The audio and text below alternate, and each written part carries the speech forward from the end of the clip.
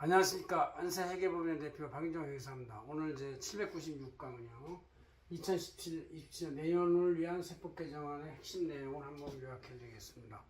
여러 가지 규정이 워낙에 조회수 특례 제한법이 많기 때문에 엄청나게 많지만 이 중에서 중소기업이나 개인 사업자한테 핵심적으로 적용될 만한 것을 뽑아가지고 한 11가지 뽑아서 하는 것이고, 나머지는 이제 그냥 그 실생활이나 기업 활동에 민감한 영향을 모든 기업한테 주는 건 아니기 때문에 나중에 자료를 보시길 바랍니다. 자료는 우리 안세시행 저널, 우리 이번 여름 휴가철 시즌 건데 거기에 그제 내용에 이렇게 요약이 잘 돼 있어요. 그래서 그거를 강의 주제로 삼는 것이죠.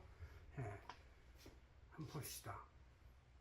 일단 제일 많은 영향을 주는 게 많은 기업들이 이제 하고 있는 건데, 급여를 근로소득으로 처리하는 사람도 있지만 약간 독립적인 이코노미 그 사람들한테는 전문적 용역 실적 보수를 주는 인적 용역 소득에 대해서 사업 소득을 처리하는 경우가 있어요. 이렇게 돼서 이럴 때 소득세율을 그동안 3.3% 원칙이 됐는데 여기서 2.2% 인하를 하는 것이다. 이것은 이제 꼭 세율을 인하한다기보다 결국 정산을 해야 되는데 3.3% 하니까 중소 배달 기업 기사들 이런 경우 환급이 많아가지고 이 환급할 때 절차가 너무 복잡하게 진행이 되는 것 같아요. 그래서 또 의심도 많고, 그래서 아예 애초부터 원칙의 세율을 2.2% 낮춰가지고 그 균형 있게 만들고, 뭐 환급 별도 없이 조금씩 더 내는 걸로 해서 납세 의식을 키우겠다, 뭐 이런 생각이 있어가지고 이제 세율을 낮추는 것이다. 그죠? 이건 모든 그 기업들이 이렇게 인건비가 있으면 근로소득이고 이 사업소득을 처리하는 경우가 많이 있잖아요. 독립된 사람들한테 기이코노미 시대에는. 그래서 이때 여기 3.3%였던 것을 2.2%로 낮춘다, 이런 뜻이죠. 그 다음 출산수당 비과세가 출생을 2년간에서 임신일부터 2년 내 이렇게 하니까 만 3년 가까이로 연장되는 것이다, 비과세 기간이. 그 다음 연구개발세액공제가 지출액의 약 3 내지 50% 정도인데, 이거에 대해서 지방 우대 지역이 1.5배로 올라갔어요. 그러니까 광역시는 서울 중심 수도권에 비해서 1.1배가 되고, 비수도권 우대 지역은 1.3배 이렇게 해서, 그 다음 지방 우대지역은 1.5배로 올라가는, 이렇게 해서 지방에서 연구개발을 많이 하는 걸 권장하는데, 뭐 잘할지 모르지만 그래도 이렇게 세액공제를 높여놓으면 좀 더 흉내를 낼 수 있다, 이런 생각이 되고, 그 다음 이제 양도세와 종부세가 이제 강화됐는데, 양도세의 경우 1대 보유공제가 거주의 연 4% 플러스 보유세 연 4% 이렇게 해서 8%가 됐는데, 이것을 거주만 연 8%로 하고 보유는 축소하는 쪽으로, 그러니까 거주가 된다는 얘기는 보유 플러스 거주니까 이제 보유가 되는 것이죠. 단순 보유에서 딴 데 사는 것은 축소해야 한다. 그래서 비과세 기본 12억은 동일하게 하고, 그다음 다주택자 공제에서 보유공제 연 2%에서 보유는 축소하는 쪽으로 이렇게 해서 되고 있습니다.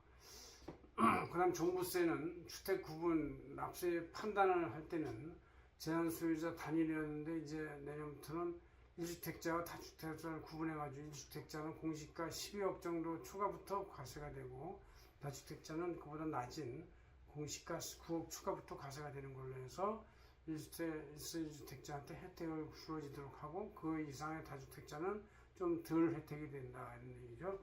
그다음 기본공제, 종부세 기본공제에서 1주택은 12억, 기타 9억원 이렇게 됐었는데, 1주택 거주에 대해서 12억에서 14억으로 좀 올리고, 보유는 9억원 그대로 하고 있다, 이런 얘기죠. 그 9억원도 다주택자 9억원 4억 기본에다가 5억원 거주주택의 공시가 비율이 차지하는 만큼만 해주겠다, 이렇게 돼 있고, 그 다음 이제 종부세 과세시장 가격이 현재는 기본가액의 한 60% 정도가 손에서 왔다 갔다 했는데, 이제 이거를 70% 상향 증세하겠다. 3주택자는 80%로 상향 증세하겠다, 이렇게 돼 있습니다. 그 다음 가학속 공제하고 가압증여 공제가 지금은 이제 10년 이상 20년까지 경영한 것은 300억 원, 30년까지 경영은 400억 원, 30년 이상 경영은 600억 원 이렇게 해서 차등을 뒀는데, 이거를 이제 아예 연수당, 경영한 연수당 20억, 또 가업증여공제에는 부모의 경영 연수당 20억으로 1년당 기업 가치가 20억씩 올라가는 거를 맥시멈 전제해서 했고, 소액 한도는 1천억 원. 1천억이라는 얘기는 50년 동안 경영했을 때 20억 원 연수하면 이 1천억 원의 가치가 달성될 수도 있기 때문에 이 정도까지는 가업상속공제나 가업증여공제에서 혜택을 주겠다, 그런 뜻이죠.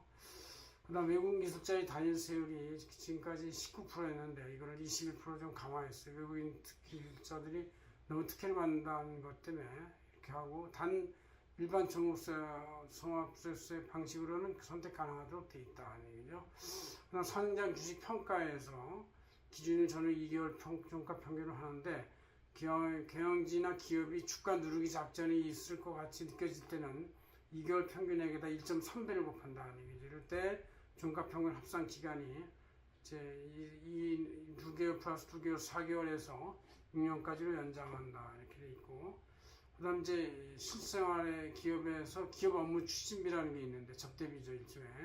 이것을 경조금의 경우 건당 20만 원에서 경조금 건당 30만 원 좀 확장해줘서 좀 숨통을 틔워줬습니다.